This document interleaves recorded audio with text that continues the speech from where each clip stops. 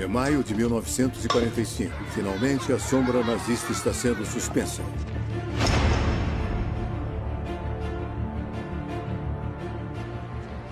A guerra devastou o continente. Agora todos querem voltar para suas vidas.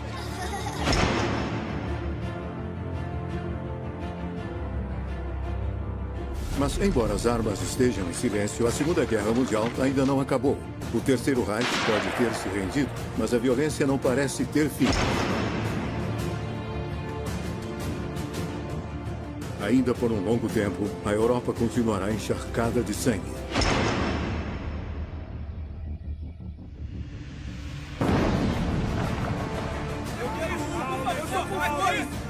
Mal baixaram as armas, outra guerra se aproxima.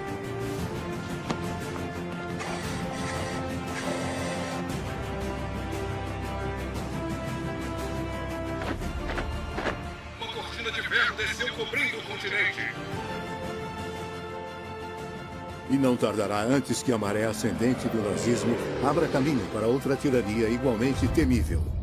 Depois de Hitler, parte 2.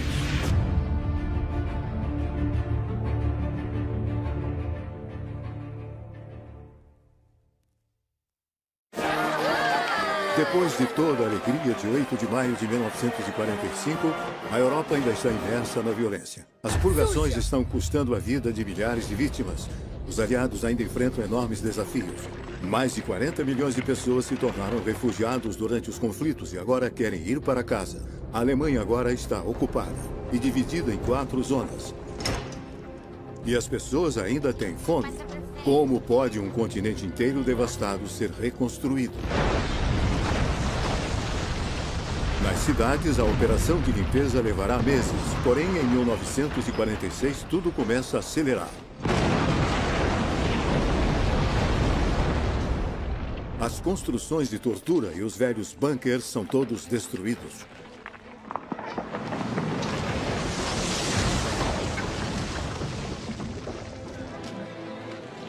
Às vezes, com uma ajudinha do zoológico.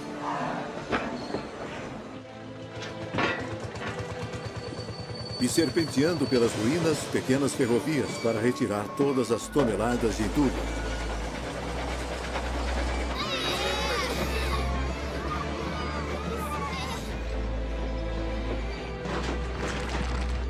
É um país das maravilhas surreal, uma terra de infância recuperada.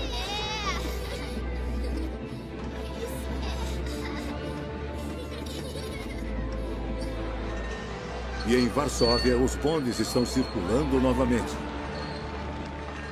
Eles atraem uma multidão que os aplaude e muitos são levados às lágrimas.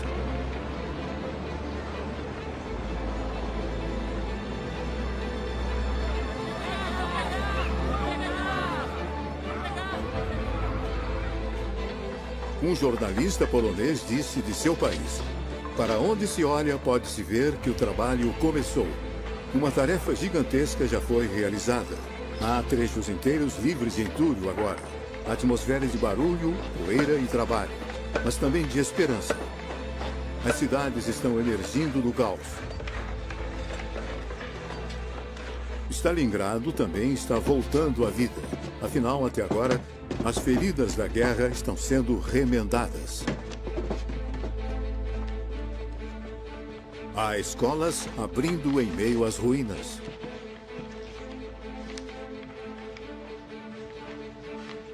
Em Berlim, as mulheres é que estão voltando para a escola.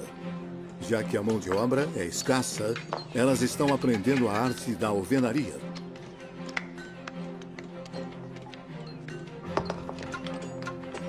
Há coisas para construir, mas não há material. Então, elas reciclam, elas limpam os tijolos velhos e os usam de novo.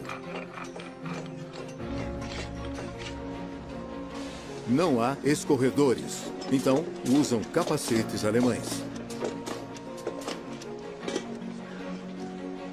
E os Panzerfausts, os lança-foguetes antitanques nazistas, dão ótimas panelas.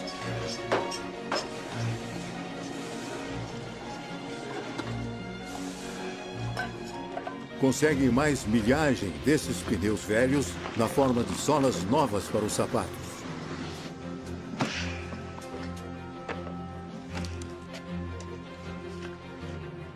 Até os jardins públicos do Estádio Olímpico estão se transformando em lotes. E o metrô já está funcionando de novo, iluminado por clarabóias improvisadas.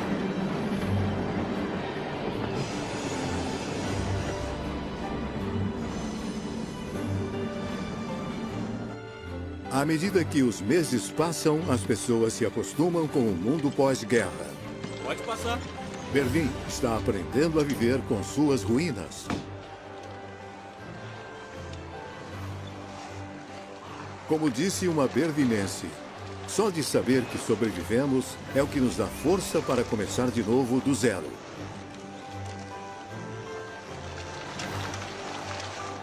Largada. Levará mais de 20 anos para reconstruir tudo. Mas mesmo nos jornais, pode-se sentir o otimismo. É primavera em Berlim.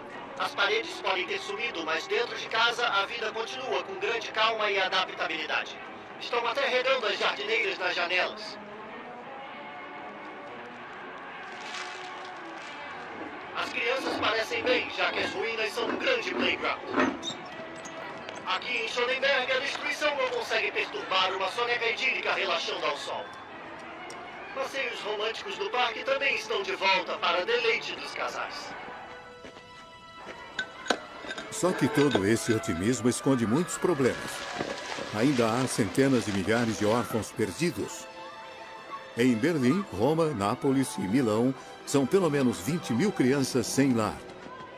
E quase 1 milhão na Polônia. Na zona soviética da Alemanha, campanhas nos noticiários são lançadas para tentar encontrar suas famílias. Karl-Heinz Lies de Berlim.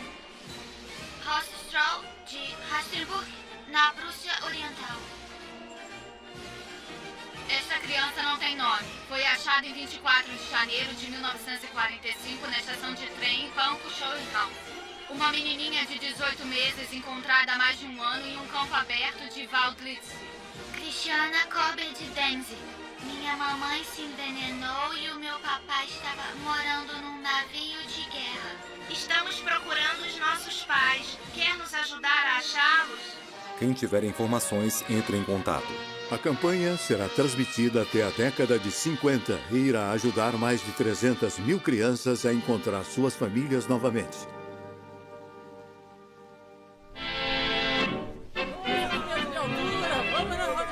Nous avons passé par de durs moments, nous avons encore des embêtements, et dans le pays, bien des gens vous diront, ça ne tourne pas rond. Com o continente saindo lentamente das sombras, as pessoas estão ávidas para construir um novo mundo para aproveitar a vida ao máximo. Uma jovem francesa escreve: tudo que representava uma novidade no pós-guerra causava um reboliço. Bananas, bilhetes de loteria, fogos de artifício, as pessoas corriam para a feira, para o circo. Tudo era desculpa para sair e se encontrar. Remarchera à brève échéance, il y aura du bonheur et le printemps reviendra.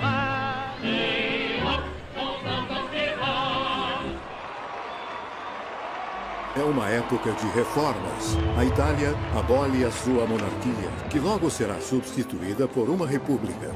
A França introduz um novo regime, a Quarta República. Na França e na Bélgica, as mulheres finalmente podem votar.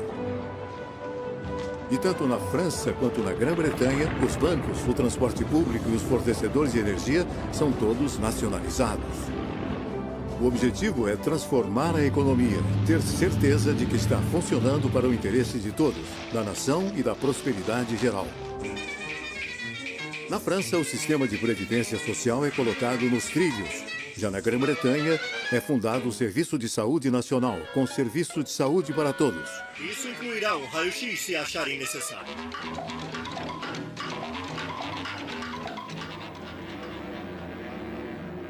Tal foi a destruição que os arquitetos agora querem repensar cidades inteiras. Na Grã-Bretanha, para aliviar a tensão nas grandes cidades, uma lei de 1946 decreta a construção de novas cidades com novo planejamento. A França segue o exemplo. Perto de Marseille, Le Corbusier ergue a sua cidade radiante. Enquanto isso, Le Havre, esquecida pela guerra, está voltando à vida.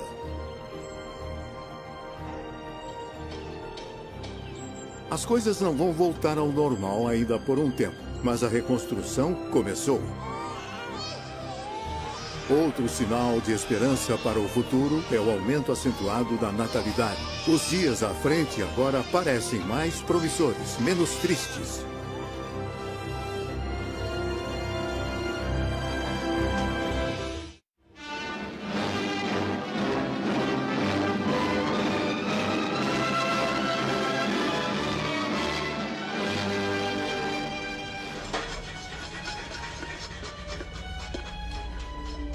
Também no Oriente, as pessoas sonham com uma vida nova.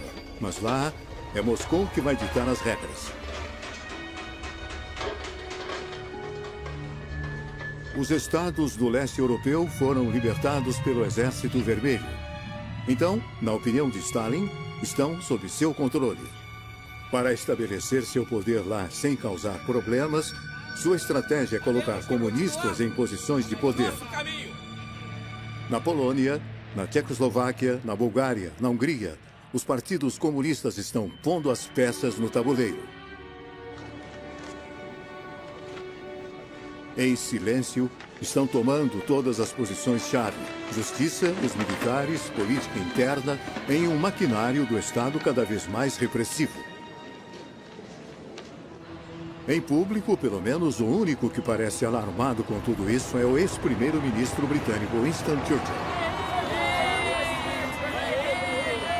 Em março de 1946, convidado para falar em Fulton, Missouri, Churchill claramente condena a ameaça soviética que rapidamente passa dos limites. De Stettin, no Báltico, até Trieste, no Mar Adriático, uma cortina de ferro desceu cobrindo o continente. Só que ninguém está ouvindo. Os governos da Europa Oriental estão cegos para o perigo vermelho. Ainda são assombrados pela barbárie dos nazistas. Aos seus olhos, a Alemanha ainda é o verdadeiro inimigo. Na Hungria, Iugoslávia, Tchecoslováquia, Romênia e Polônia, os anos pós-guerra são o momento de um vasto acerto de contas antigas. E os alvos de tudo isso são as populações de alemães imigrantes. Podem ter acabado de chegar lá ou ter estado lá por décadas, mas de agora em diante são persona non grata.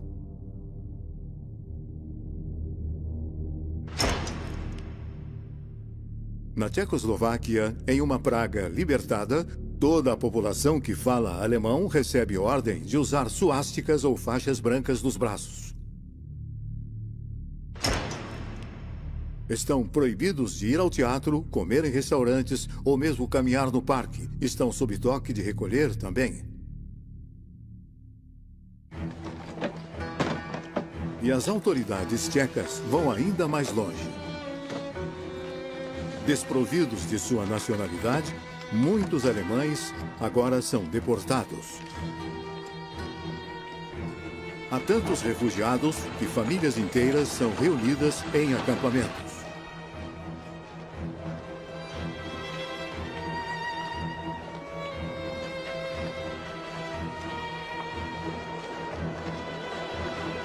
Mas o êxodo não é sempre pacífico como estas imagens podem sugerir.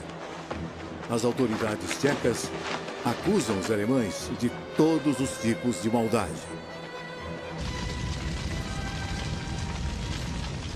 Quando em Usti, na Sudetenland, um depósito de munição explode, todos os dedos apontam imediatamente para os alemães. Uma caçada humana rapidamente começa. Mais de 100 pessoas perderam a vida. O linchamento de alemães se torna um evento comum. Não muito longe de Praga, um cineasta amador filma com sua câmera de 8 mm. ele vê civis sendo forçados a ir para a lateral da estrada.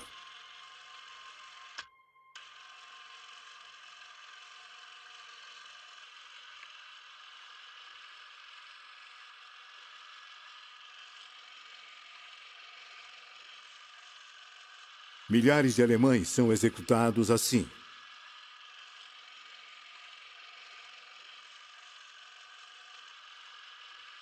Um estudante tcheco admite: ficamos de boca fechada como a Alemanha toda ficou.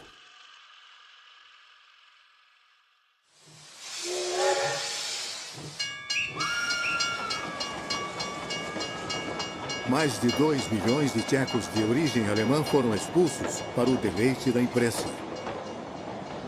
Adeus e já vão tarde. Depois de 1000 anos, nossa terra expulsou os alemães pela primeira e última vez. Pela última vez, porque os alemães nunca mais voltarão.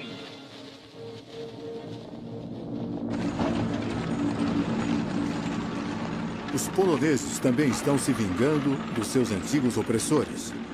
Suas minorias alemãs são todas postas para correr do país. Antigos campos que não faz muito tempo eram dedicados a varrer os judeus do mapa, agora são usados para aprisionar alemães. Muitos deles morrerão lá.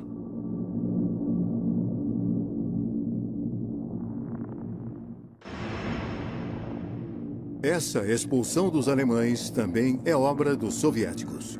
São muito gananciosos na vitória e se servem de um pedaço da Polônia. Para remediar isso, a Polônia pega parte da Alemanha e expande uns bons 200 quilômetros para o oeste. O mapa da Europa está sendo redesenhado.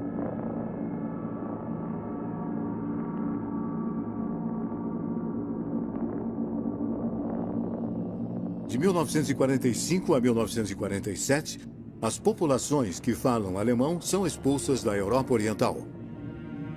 É uma das maiores inundações de refugiados da história da Europa. Pelo menos 12 milhões deles todos convergem para a Alemanha. Por uma revirada cruel do destino, os alemães banidos marcham pela mesma rota usada pelos judeus vítimas dos nazistas que continuavam fugindo de ataques violentos.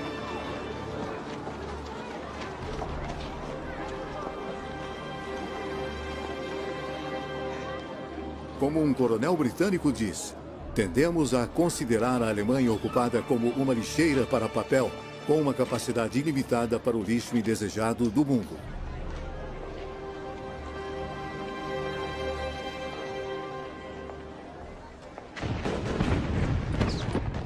Mas as minorias alemãs não são as únicas vítimas da violência, que ainda marca o continente.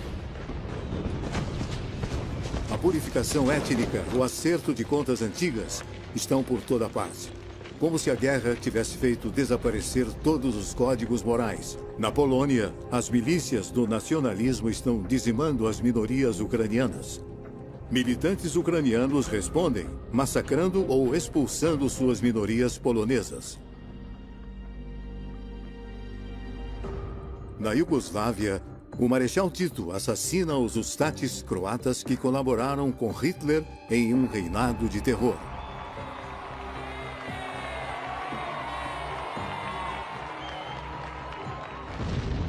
Na Grécia, uma guerra civil coloca os comunistas contra os monarquistas, um fratricídio que resulta em mais de 50 mil mortes. A Europa pós-guerra como um todo parece incapaz de dar um único passo em união para um futuro melhor, e a Europa Oriental ainda está banhada em sangue.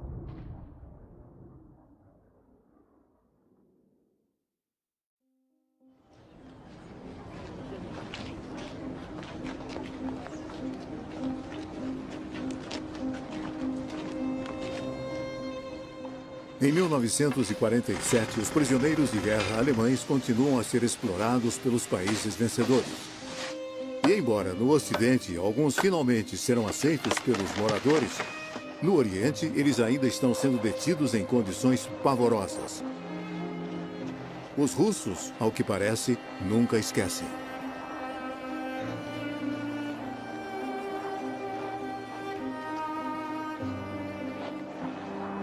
O clima extremo e a escassez de comida conspiram para dar um fim a qualquer um que sobreviveu à crueldade de seus carcereiros. Um terço deles, cerca de 1 milhão, desaparecem nos desertos desolados dos campos de trabalhos forçados. Os judeus que sobrevivem começam uma vida nova.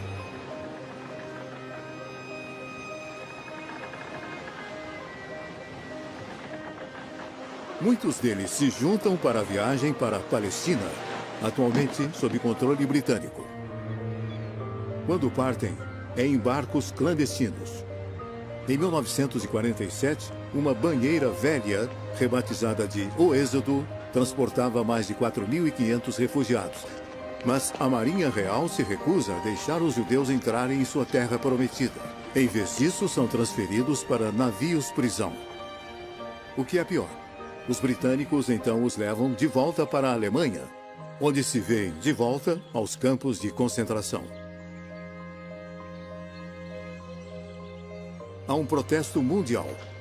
Uma vez que o escândalo perde força, a Assembleia Geral da ONU faz uma votação pela separação e para a criação de 2 estados, um judeu e outro árabe. Finalmente, os sobreviventes do Holocausto têm um destino. A Europa, entretanto, lava as mãos. O problema dos refugiados judeus é um caso encerrado.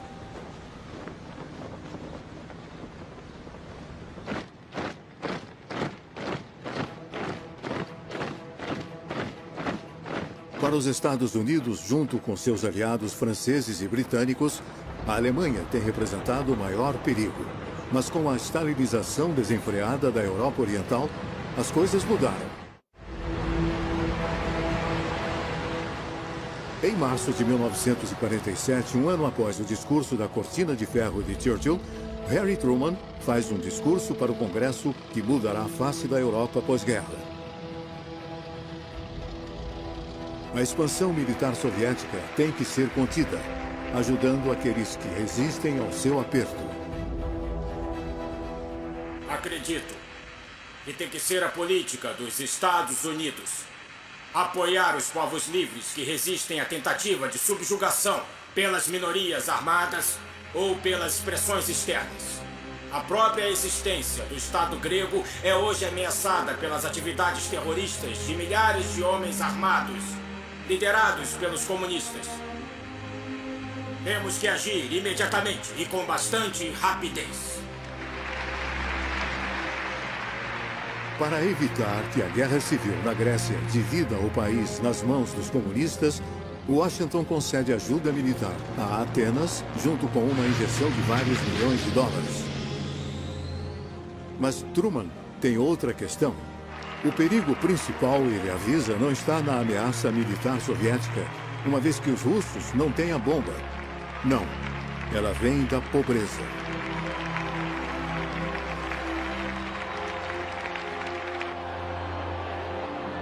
E em 1947, as pessoas estão exaustas.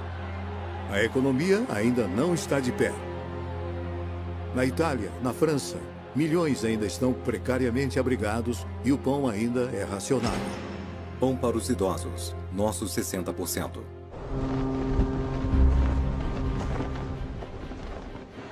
Para animar a Europa e conter o comunismo, Washington cria um enorme projeto. O Plano Marshall. Seu objetivo é conceder crédito massivo à Europa para ajudar a sair do colapso.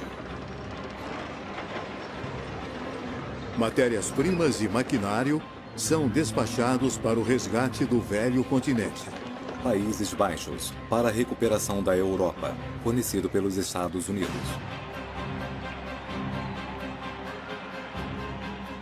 Stalin está bem ciente de que esse plano Marshall poderia enfraquecer seu controle sobre a Europa Oriental. Ele proíbe que os países nas suas garras aceitem a oferta de Washington.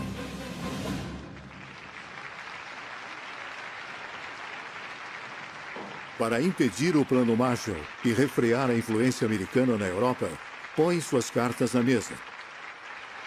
Ele ordena que os partidos comunistas no Ocidente entrem em ação.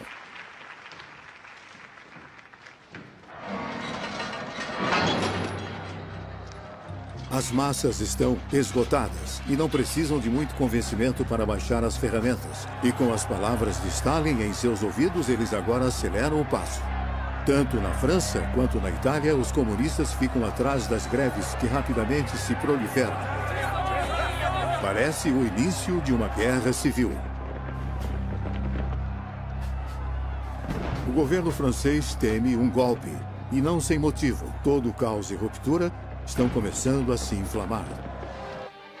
Perto de Arras, o trem postal Paris-Tourcoing foi descarrilhado por criminosos desconhecidos e desparafusaram 25 metros de trilhos, 24 mortos, mais de 40 feridos. Um preço alto para um ataque atroz que deveria fazer todos os franceses decentes recuar com o horror.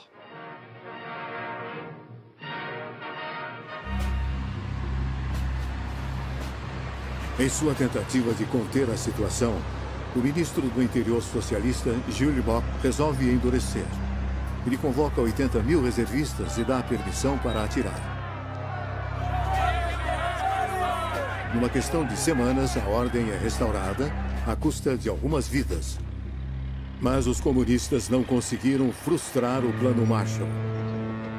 Todos esses milhões do Tio Sam reiniciaram as economias do velho continente. Ajuda Estados Unidos, França.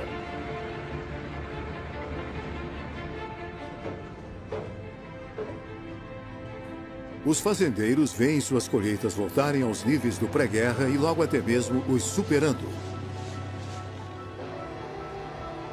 Os americanos apostam na restauração da economia alemã. Uma Alemanha forte será menos custosa de se manter. Será uma defesa contra o comunismo. A prosperidade voltou. O Plano Marshall é um presente dos céus e salva o continente do desastre. Ao mesmo tempo, o deixa aberto para os negócios americanos.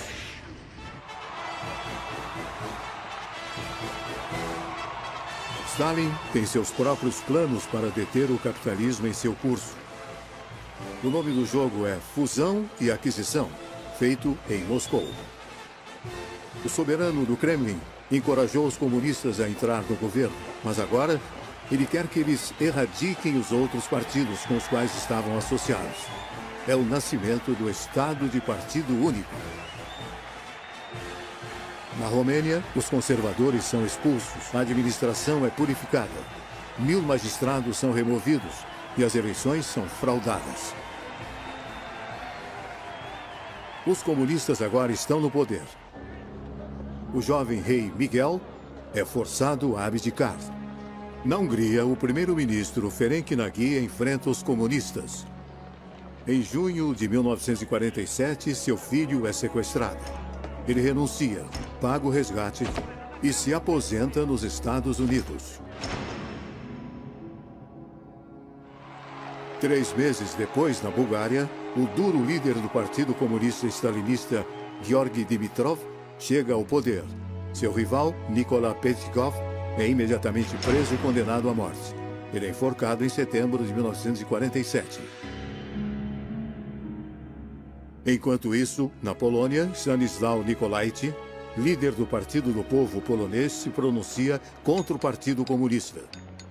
Em outubro, ele teme por sua vida. E ele e a esposa buscam refúgio na Inglaterra. Eu não queria ser apenas um cordeiro que seria morto. Principalmente porque o meu partido não poderia trabalhar mais. Demorou alguns meses para Stalin fazer o que queria. Agora, ele tem quase toda a Europa Oriental sob sua bandeira. A profecia de Churchill se cumpriu. A cortina de ferro desceu, cobrindo a Europa Oriental.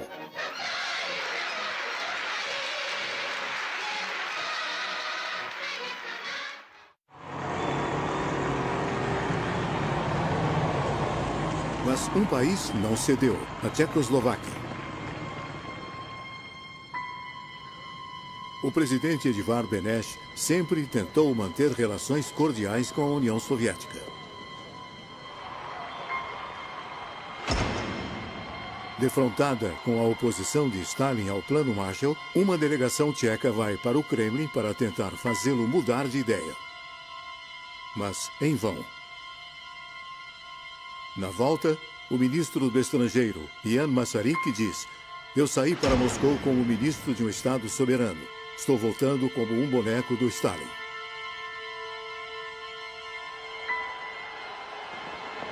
Ministros democratas mostram a sua oposição à força opressora de Stalin ao renunciarem em fevereiro de 1948.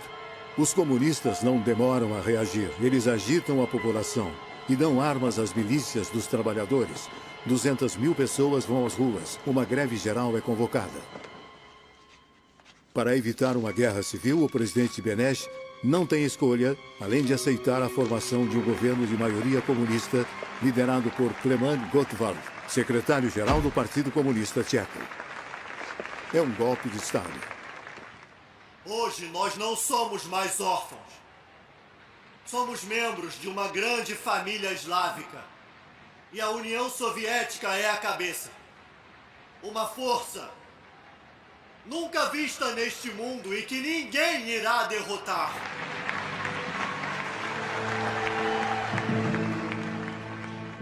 A repressão logo se segue. Em março de 1948, Ian Masaryk, um dos pouquíssimos democratas que ficaram no poder, é encontrado morto sob as janelas de seu ministério.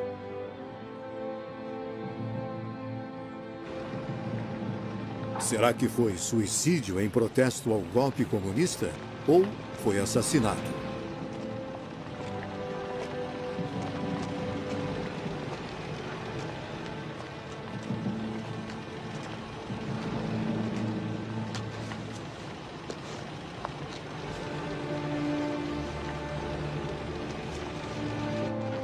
A própria democracia foi assassinada.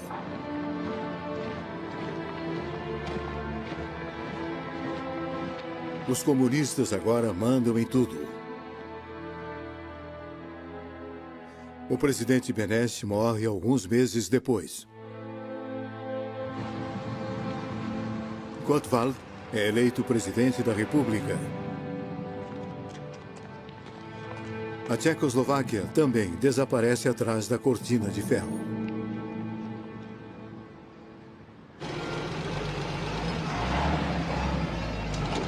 O homem que mais amamos, Stalin. Por todo o mundo, esses sequestros violentos do poder deixaram as pessoas preocupadas. O Partido Comunista Francês e o seu líder Maurice Thorez não compartilham nem um pouco disso. Longa vida Stalin, o homem da paz. Com todo o nosso coração, proclamamos nosso amor ardente por Stalin e lhe asseguramos nossa confiança resoluta. Vida longa ao nosso querido e grande Stalin! E viva o comunismo!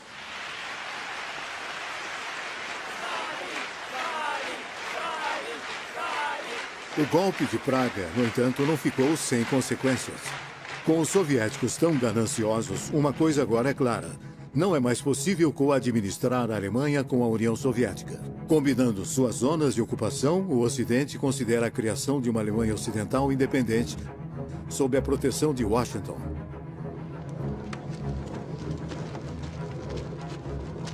Em 1948, ela tira a antiga moeda de circulação e instala o marco alemão. Os soviéticos se recusam a reconhecer a nova moeda e imediatamente contra-atacam.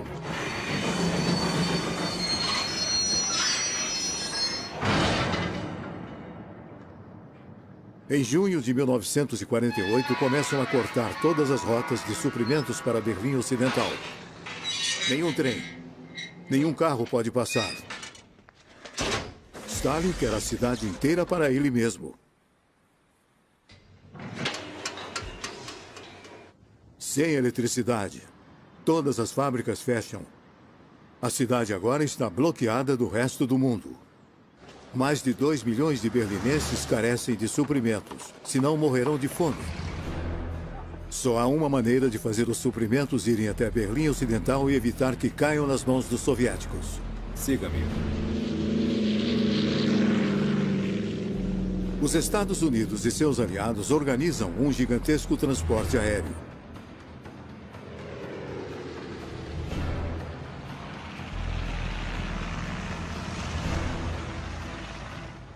Centenas de aviões lançam alimentos, equipamentos e matéria-prima: trigo, carvão, gasolina, remédios. Milhares de toneladas por dia passam bem debaixo dos narizes dos soviéticos. Pela primeira vez, o Ocidente está abertamente confrontando o Oriente. Muitos observadores veem essa crise como o prelúdio para uma terceira guerra mundial. Os aviões deslizam tão baixo sobre os edifícios que acontecem acidentes terríveis.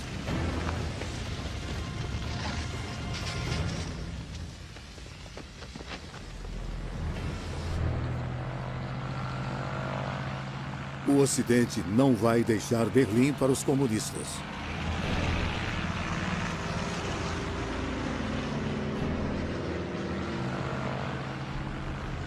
Esse ato de solidariedade é rapidamente aproveitado pela mídia americana.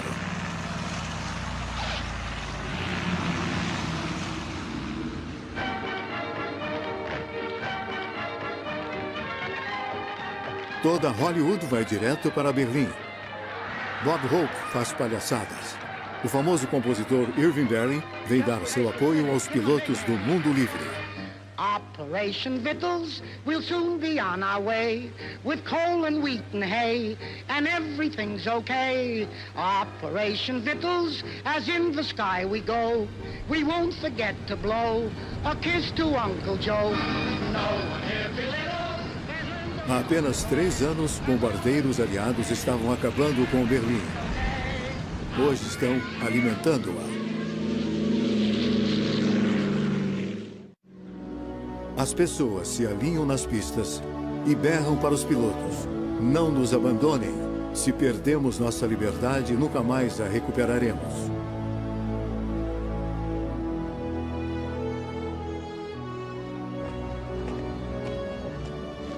As tripulações lançam pequenos paraquedas cheios de barras de chocolate, ganhando assim o apelido de bombardeiros de doces.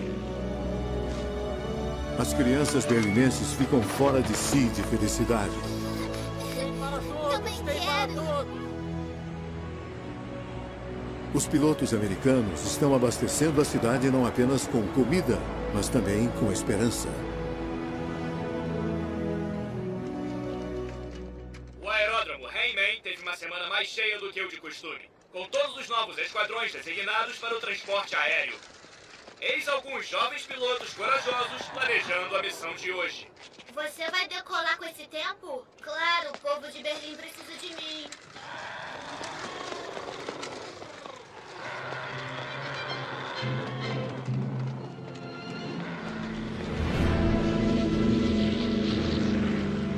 O bloqueio se arrasta por 11 longos meses. Durante esse tempo, 278 mil voos aliados abastecem a cidade com o necessário para sobreviver. Até fusquinhas fazem felizes aterrissagens.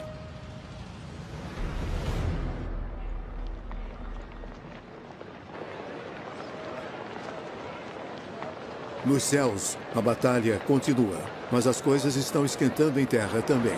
Em 6 de setembro de 1948, os comunistas tentam tomar todos os prédios oficiais. 3 dias depois, um protesto em massa de 300 mil pessoas se reúne em frente ao Estádio Olímpico. O prefeito Ernest Reuter diz em voz alta o que todos os berlinenses pensam em seu coração. Povo do mundo! Povo da América! Da Grã-Bretanha, da França, da Itália! Olhem para essa cidade agora e admitam que não podem abandoná-la, nem o seu povo podem abandoná-los. Vocês não podem abandoná-los. Vocês têm que cumprir seu dever de cidadania mundial.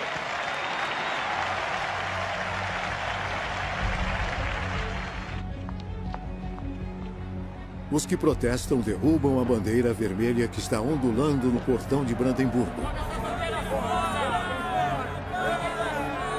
Confrontos violentos irrompem com a polícia da Alemanha Oriental. Mas os berlinenses ocidentais permanecem firmes. Sua cidade se torna um bastião de liberdade do lado direito da cortina. Os alemães não são mais vistos como os antigos nazistas, mas como vítimas em potencial do totalitarismo stalinista. A ordem de não confraternizar de 1948 há muito se foi. A Alemanha se tornou um dos aliados. Os ocupantes do passado são os libertadores de hoje. Que ótimo. Gostei muito disso. Muito obrigado. O transporte aéreo selou a amizade entre os vencedores e os derrotados. Stalin cometeu um grande erro. Longe de se livrar dos americanos, ele empurrou a zona ocidental direto para os braços do tio Sam.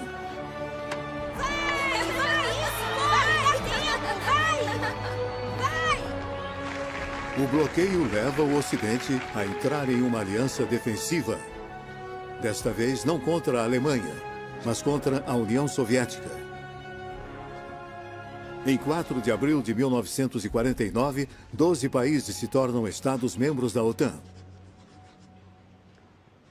Uma parte da Europa Ocidental se coloca sob a proteção dos Estados Unidos.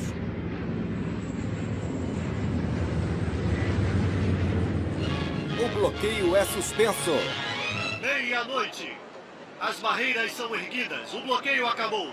O trânsito agora recomeça nesta rua fechada por 10 meses. Stalin suspende o bloqueio em 12 de maio de 1949. Tanto pessoas como bens agora têm passagem livre entrando e saindo da cidade. Nas ruas, todos estão vibrando. Ainda estamos vivos, gritam eles. É uma vitória para o bloco ocidental e um grande alívio para o povo de Berlim. Alguns dias depois, uma Alemanha Ocidental democrática nasce no território das 3 zonas ocidentais, a República Federal da Alemanha.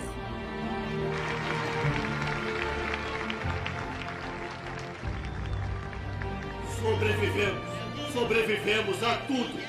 Mas o ogro do Kremlin ainda não acabou.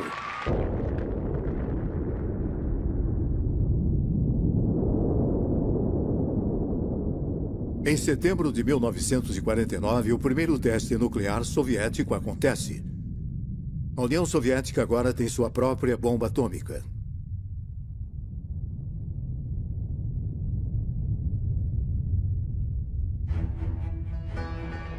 Um mês depois, em outubro, nasce a RDA, a República Democrática da Alemanha.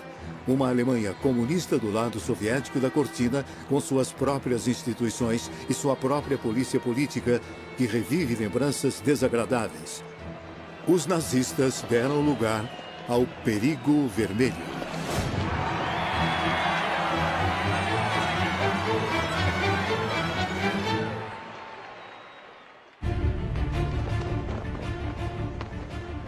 Em 1945, um continente emergiu de uma guerra cheio de esperança. 4 anos depois, uma nova era está começando, na qual a paz e prosperidade têm que conviver com o medo de um apocalipse nuclear. É 1949, o ano em que o mundo é dividido em 2. E a trégua dos anos pós-guerra terá durado pouco tempo.